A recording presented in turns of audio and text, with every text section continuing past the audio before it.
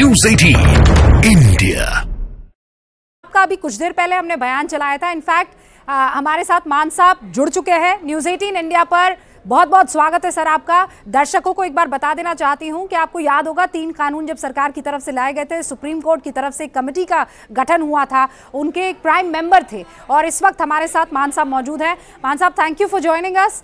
पहला सवाल तो यही है कि इस वक्त जो मान साहब हो रहा है आप उसे कैसे देख रहे हैं, क्योंकि जब 3 कानून वापस ले लिए गए थे तब ये लगा था कि ठीक है अब चीजें सॉर्ट आउट हो जाएंगी, लेकिन अब इस वक्त क्या हो रहा है? जब वो कानून वापस हुए थे तब भी ये लगता था कि this is not end of the story, क्योंकि जो लोग बात ही नहीं करना चाहते और डिस्कशन में विश्वास नहीं रखते, यस नो की बात करते हैं, अपनी जिद पे अड़े होते हैं और हंकार अपना रखते हैं कि हमारा जो हम कहते हैं वही बिल्कुल ठीक है, तो उनके साथ क्या तो बात होगी, क्या डिस्कशन होगी? ये डेमोक्रेसी है, डेमोक्रेसी में बात तो करनी बनती है ना। तो अगर कोई ये कहे कि मेरी बात में ताकत नहीं है लेकिन मेरी बाहों में ताकत है, तो ये तो अच्छी बात नहीं है ना। ये डिस्कशन तो करनी चाहिए। मान साहब, हर समझदार व्यक्ति आपकी बात से आज की तारीख में इत्तेफाक रखेगा। अब सवाल ये है कि आज 5 बजे सरकार के 3 बड़े केंद्रीय मंत्री और नेताओं के बीच में किसान यूनियन के बातचीत होने वाली है। ये डेजा वू जैसा है मान साहब।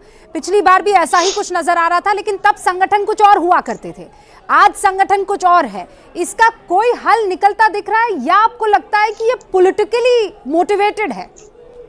ये बिल्कुल, इसमें कोई शक नहीं कि पॉलिटिक्स वाले लोग जो हैं वो पॉलिटिकली मोटिवेटेड क्यों होते हैं। ये तो पॉलिटिक्स है। ये मैं आपको बताऊं कि हाथ में हरा झंडा है और अंदर लाल कुर्ती पहनी हुई है, तो ये तो बेसिकली पॉलिटिकल लोग हैं और पॉलिटिकल लोगों ने अपना काम शुरू किया हुआ है। तब भी वो पिछले आंदोलन में भी ये बात नहीं करना चाहते थे। 18 या 17 जितने भी डिस्कशंस हुई, उन डिस्कशन में जिद की वजह से कुछ निकला नहीं था।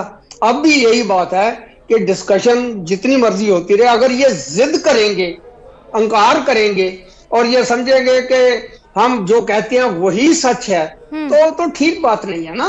मान साहब, वो ये कह रहे हैं कि हमारी 11 सूत्री मांगे हैं, हम चाहते हैं एमएसपी का कानून बने, हम चाहते हैं कि हमारा बीमा हो, हम चाहते हैं कि हमारी सरकारी नौकरी लगे, हम चाहते हैं पेंशन मिले। इस तरह से कुछ 11 सूत्री मांगे, मुझे पता है आपको मालूम होंगी। क्या ये सब डूएबल नहीं है? और अगर नहीं है तो ये लोग क्यों नहीं बात को समझ पा रहे हैं? नहीं, ऐसा है, ये सारी 11 कम की है इन्होंने। ये 20 भी हो सकती हैं, 50 भी हो सकती हैं, 100 भी हो सकती हैं, लेकिन बेसिक मुद्दा जो है उस पे आना चाहिए। बेसिक मुद्दा ये नहीं है कि हम कुछ प्रॉब्लम आ गई है। भूपेंद्र सिंह मान साहब हमारे साथ जुड़े हुए हैं और वो कुछ बड़ी बातें आपको बता रहे हैं, वो बातें जो खुलकर आज की तारीख में कोई कहने को राजी नहीं होगा। उन्होंने कहा है कि भाई बात करनी है तो बातों में वजन होना चाहिए, बाहों में वजन नहीं दिखा सकते हैं आप। मैं एक बार फिर से कोशिश करूंगी कि मान साहब हमारे साथ जुड़े, फिर बता दूं कि ये वो शख्स है जो पिछली मर्तबा जब 3 कानूनों को लेकर सुप्रीम कोर्ट की तरफ से जो टीम गठित की गई थी, उनका एक बड़ा चेहरा है और वो ये कह रहे हैं मांगे तो 11 भी हो सकती है, 20 भी हो सकती है, 50 भी हो सकती है, लेकिन इसका सलूशन सच में कोई चाहता है? वो सीधे तौर पर कह रहे हैं कि ये पूरा का पूरा माहौल बड़ा पॉलिटिकली इंक्लाइंड नजर आ रहा है। सारे सहयोगी मेरे साथ मौजूद है। संदीप, मैं आपको बीच में उस वक्त रोक गई थी। संदीप बोल हमारे साथ टिकरी बॉर्डर से जुड़े हुए दिल्ली के, वो आपको दिखा रहे हैं कि किस तरीके से तैयारी, क्योंकि किसान जो प्रदर्शन कर रहे हैं वो क्या कह रहे हैं कि अगर बात नहीं बनी आज तो हम दिल्ली आएंगे, और ऐसे में दिल्ली ना आए वो कौन सी तैयारियां हैं, संदीप बोल आपको दिखाएंगे। Sandeep, full screen.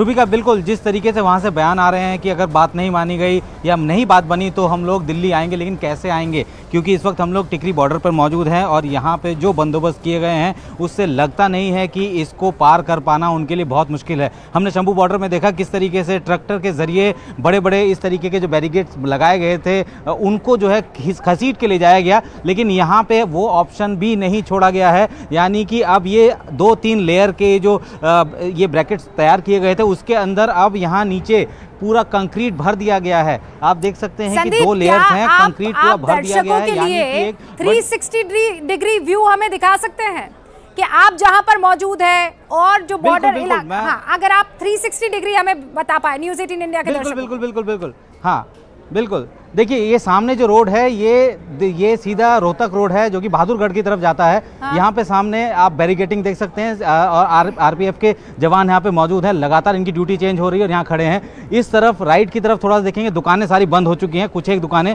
खुली हुई है लेकिन सुरक्षा के इंतजाम पूरे किए गए हैं। इस तरफ अगर राइट की तरफ देखें, इस वक्त हम लोग बिल्कुल मिड में हैं उस बॉर्डर के, यहाँ से लेके दूसरे कोने तक पूरे के पूरे ऐसे बड़े बड़े स्ट्रक्चर लगा दिए गए हैं और बार्ब्ड वायर किए गए हैं। बार्ब्ड वायर इसलिए किया गया है ताकि अगर किसान आते हैं, ट्रैक्टर तो नहीं जा सकता लेकिन कूद के अगर आना चाहते हैं दूसरी तरफ तो इसकी वजह से पॉसिबल नहीं होगा। और जैसे ही हम लोग थोड़ा सा कैमरा और पैन करेंगे तो यहाँ पे आप देख सकते हैं कि सीआरपीएफ भी मौजूद है यहाँ, और कितनी लेयर्स में ये बार्ब्ड वायर लगाई गई हैं। दुकान के कॉर्नर तक बार्ब्ड वायर है और यहाँ पे आप सामने देख सकते हैं कि ये कंटेनर रखे गए हैं। कंटेनर इसलिए है कि तो कोई भी गाड़ी इधर से आगे पास ना हो सके। और कम से कम हरियाणा के मुख्यमंत्री मनोहर लाल खट्टर का इस वक्त एक बयान आया इसी मसले को लेकर, सुन लेते हैं।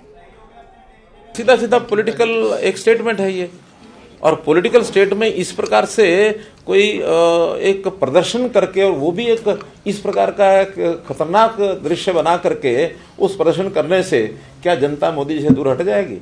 बल्कि ये तो उसमें और बढ़ा रहे हैं। देखा जाए तो आज आम जनता में ये मैसेज जा रहा है कि ये तरीका ठीक नहीं, लोकतांत्रिक तरीका नहीं है। लोकतांत्रिक तरीके को हर कोई पसंद करता है, कोई भी जाति होगी उस जाति को लोग देखते हैं। हमारा विषय है कि हम लॉ एंड ऑर्डर की स्थिति, क्योंकि स्टेट की जिम्मे होती है, हम अपने हरियाणा में लॉ एंड ऑर्डर की स्थिति की चिंता करेंगे। और उसके लिए तय किया है कि जब तक आप सीधे रास्ते से नहीं जाएंगे या जब तक वहाँ दिल्ली में जाने के लिए आपको कोई तरीका बात करनी है तो दिल्ली के लोगों से बात कर ही रहे हैं। और आपको बता दूं बीएस मान साहब एक बार फिर से हमारे साथ जुड़ चुके हैं। मान साहब, बीच में कनेक्शन जो है वो आपका मेरा टूट गया था, लेकिन एक बार फिर से आपका स्वागत है। मान साहब, आई एम श्योर आपने वो बयान सुना होगा जहां पर डल्लेवाल ये कह रहे हैं कि राम मंदिर के बाद ग्राफ बड़ा ऊंचा आ गया था, अब वक्त की कमी है और उस ग्राफ को जल्दी नीचे लाना है। ये कहने के पीछे का मकसद क्या है? क्या कानूनों के लिए ये लड़ रहे हैं या मोदी के खिलाफ लड़ाई लड़ी जा रही है? देखिए, इन्होंने अगर पॉलिटिक्स करनी है तो पॉलिटिक्स करे ना। ये किसान आंदोलन का बहाना लेके लोगों को ऐसे परेशान करके और करते हैं अपनी पॉलिटिक्स कि मोदी को नीचे लगाना है या कुछ करना है। तो ये तो किसानों की बात नहीं है ना। किसानों के मुद्दे लेके और पॉलिटिक्स अंदर से करना, ये तो ठीक नहीं है, ये तो बिल्कुल गलत बात कर रहे हैं।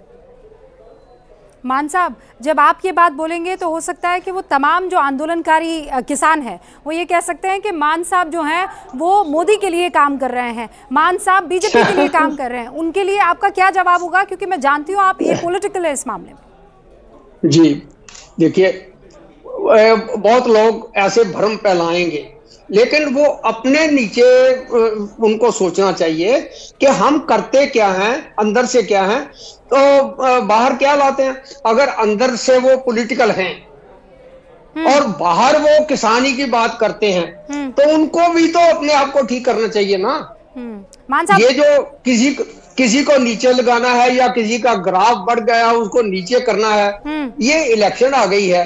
तो ये इलेक्शन में इस तरह की ये अगर ये सोच रखते हैं तो ये लोग भी समझ रहे हैं, जो लोग वहां आए हैं वो भी समझ रहे हैं इनकी सारी बातें। ऐसी बात नहीं है, लोग बहुत सूझवान है, समझदार है। और ये हम अक्सर कहते भी हैं बीएस मान साहब, ये पब्लिक है, ये पब्लिक सब जानती है। बहुत बहुत शुक्रिया सर, वक्त निकालने के लिए, हमसे बातचीत करने के लिए। न्यूज़ 18 इंडिया पर ये लगातार बड़ी खबरें आप देखते रहेंगे।